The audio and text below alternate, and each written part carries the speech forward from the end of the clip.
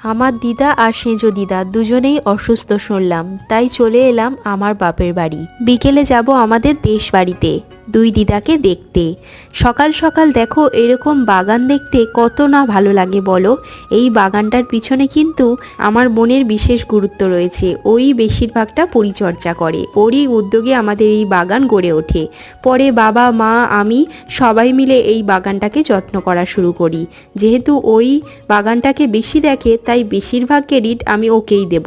তারপরে ও চলে এলো কলেজ থেকে আসার পর ও আর আমি দুজন মিলে ফল মিষ্টি টিষ্টি, বর্মা জিলাপি খেতে ভালোবাসে, সেগুলো সব নিয়ে চলে এলাম আমাদের দেশ বাড়িতে। এখানে রুদ্রিককে দেখো ঠান্ডাতে কেমন বসে রয়েছে আর প্রচুর দুষ্টু, বারবার ওর মুখের দিকে দেখছে আর আমার মুখের দিকে দেখছে। আসলে আমাদের তো সবসময় ও দেখতে পায় না, তাই ওকে বেশি দেখছে কেন জানি না। দেখো এখানে জমিয়ে বেশ কিছুক্ষণ গল্প করলাম, তারপরে চলে এলাম। দেখা হচ্ছে